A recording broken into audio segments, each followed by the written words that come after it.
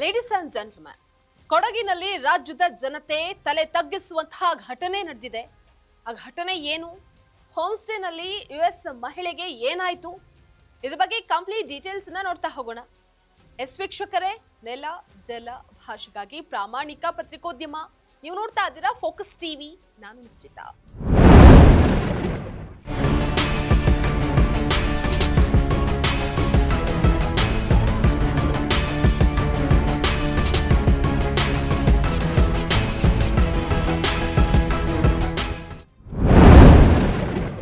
ಆತಿಥ್ಯದ ಸಂಪ್ರದಾಯ ಅನ್ನುವಂತಹ ಸಂಸ್ಕೃತಿಗೆ ಹೆಸರಾದ ಕೊಡಗು ಜಿಲ್ಲೆಯ ಪೊನ್ನಂಪೇಟೆಯ ಕುಟ್ಟ ಗ್ರಾಮದಲ್ಲಿ ಪ್ರವಾಸಕ್ಕೆ ಬಂದಿದ್ದಂತಹ ವಿದೇಶಿ ಮಹಿಳೆಯ ಮೇಲೆ ಅತ್ಯಾಚಾರ ನಡೆದಿದೆ.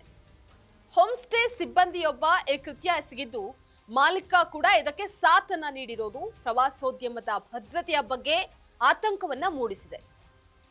ಕೊಡಗಿನ ಹೋಮ್ ಸ್ಟೇ ಒಂದರಲ್ಲಿ ಉಳಿದುಕೊಂಡಿದ್ದ ಅಮೆರಿಕ ಮೂಲದ ಮಹಿಳೆಯ ಮೇಲೆ ಜಾರ್ಖಂಡ್ ಮೂಲದ ಸಿಬ್ಬಂದಿ ಅತ್ಯಾಚಾರ ಎಸಗಿದ್ದಾನೆ. ಇದಕ್ಕೆ ಸಂಬಂಧಪಟ್ಟಂತೆ ಪೊಲೀಸರು ಈಗಾಗಲೇ ಪ್ರಮುಖ ಆರೋಪಿ ಹಾಗೆ ಹೋಮ್ ಸ್ಟೇ ಮಾಲೀಕನನ್ನ ಬಂಧನಕ್ಕೆ ಒಳಪಡಿಸಿದ್ದಾರೆ. ನಮ್ಮ ಸಮಾಜದ ಬಗ್ಗೆ, ನಮ್ಮ ದೇಶದ ಬಗ್ಗೆ ಎಂಥ ಸಮಾಜ ಇದು ಸಂದೇಶ ಹೋಗುತ್ತೆ. ಅದಕ್ಕಾಗಿ ಇಂಥದ್ದನ್ನು ಭಾಳ ಕಠಿಣವಾದಂಥ ಕ್ರಮ ತಗೋಬೇಕು. ನಾವು ತಗೊಳ್ತಾ ಇದ್ದೀವಿ. ಘಟನೆ ಸಂತ್ರಸ್ತೆಯ ಪ್ರಕಾರ ಆಕೆಯನ್ನ 3 ದಿನಗಳ ಕಾಲ ಹೋಮ್ ಸ್ಟೇನಲ್ಲಿ ಅಕ್ರಮವಾಗಿ ಬಂಧಿಸಿ ಇಡಲಾಗಿತ್ತು. ಆಕೆಯ ಮೊಬೈಲ್ ಅನ್ನ ಕಿತ್ಕೊಂಡು ಪೊಲೀಸರಿಗೆ ದೂರನ್ನ ನೀಡದಂತೆ ಬೆದರಿಕೆಯನ್ನ ಹಾಕಲಾಗಿತ್ತು. ಹೇಗೋ ಆಕೆ ಅಲ್ಲಿಂದ ತಪ್ಪಿಸ್ಕೊಂಡು ಬಂದು ಮೈಸೂರಿಗೆ ಬಂದಂತಹ ಮಹಿಳೆ ಅಮೆರಿಕ ರಾಯಭಾರಿ ಕಚೇರಿಯನ್ನ ಸಂಪರ್ಕ ಮಾಡಿದ್ದಾರೆ. ರಾಯಭಾರಿ ಕಚೇರಿಯ ಸೂಚನೆಯ ನಂತರ ಕರ್ನಾಟಕ ಪೊಲೀಸರು ಎಫ್ಐಆರ್ ಅನ್ನ ದಾಖಲಿಸಿ ತನಿಖೆಯನ್ನ ಚುರುಕುಗೊಳಿಸಿದ್ದಾರೆ. ಹೋಮ್ ಸ್ಟೇ ಮಾಲೀಕ ದೂರು ನೀಡದಂತೆ ಮಹಿಳೆಯ ಮೇಲೆ ಒತ್ತಡ ಹೇರಿ ಈ ಘಟನೆಯನ್ನ ಮುಚ್ಚಾಕೋದಕ್ಕೆ ಪ್ರಯತ್ನ ಮಾಡಿದ್ದಾನೆ. ಇತ್ತೀಚಿನ ದಿನಗಳಲ್ಲಿ ರಾಜ್ಯದಲ್ಲಿ ಸುಮಾರು ಶಿವಮೊಗ್ಗ ಆಗಿರ್ಬಹುದು, ಹಾಸನ ಆಗಿರ್ಬಹುದು, ಇನ್ನಿತರ ಮಲೆನಾಡು ಭಾಗದಲ್ಲಿ 10,000ಕ್ಕೂ ಹೆಚ್ಚು ಅಕ್ರಮ ಹೋಮ್ ಸ್ಟೇಗಳು ಅಸ್ತಿತ್ವದಲ್ಲಿದೆ. ನೋಂದಣಿಯಾಗದೆ ಕಾನೂನು ಬಾಹಿರವಾಗಿ ದಂಧೆಯನ್ನ ನಡೆಸ್ತಾ ಇದೆ. ಪರಿಸರ ವ್ಯವಸ್ಥೆಗೆ ಹಾನಿಯನ್ನ ಮಾಡ್ತಾ ಇದೆ.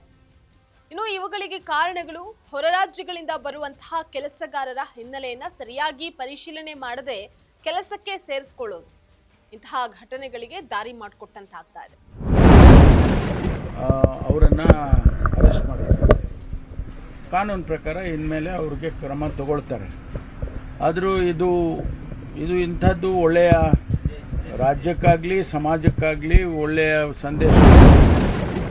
ಜಿಲ್ಲಾಡಳಿತದ ಅನುಮತಿ ಇಲ್ಲದೆ ನಡೆಯುವಂತಹ ಅಕ್ರಮ ಹೋಮ್ ಸ್ಟೇಗಳಲ್ಲಿ ಭದ್ರತಾ ನಿಯಮಗಳ ಪಾಲನೆಯನ್ನೇ ಇಲ್ಲಿ ಗಾಳಿಗೆ ತೂರ್ಬಿಟ್ಟಿದ್ದಾರೆ.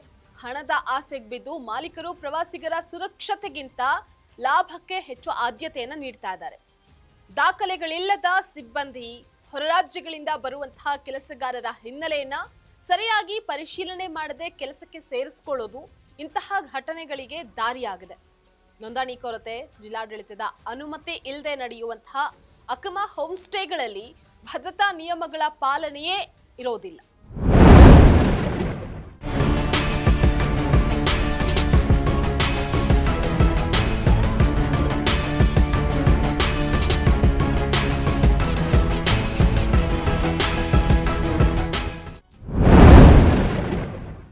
ಪ್ರಸ್ತುತ ಇಬ್ಬರು ಆರೋಪಿಗಳು ಮೇ 3ರವರೆಗೆ ನ್ಯಾಯಾಂಗ ಬಂಧನದಲ್ಲಿದ್ದಾರೆ. ಹಂಪಿ ಮತ್ತು ಕೊಡಗಿನಂತಹ ಪ್ರವಾಸಿ ತಾಣಗಳಲ್ಲಿ ಇಂತಹ ಘಟನೆಗಳು ಪದೇ ಪದೇ ಮರುಕಳಿಸ್ತಾ ಇರೋದು ಕರ್ನಾಟಕದ ಪ್ರವಾಸೋದ್ಯಮದ ಹೆಸರಿಗೆ ಧಕ್ಕೆಯನ್ನು ತರ್ತಾ ಇದೆ. ಸರ್ಕಾರವು ಅಕ್ರಮ ಹೋಮ್ ಸ್ಟೇಗಳ ವಿರುದ್ಧ ಕಟ್ಟುನಿಟ್ಟಿನ ಕ್ರಮವನ್ನು ಕೈಗೊಳ್ಳುವುದು ಅನಿವಾರ್ಯವಾಗಿದೆ.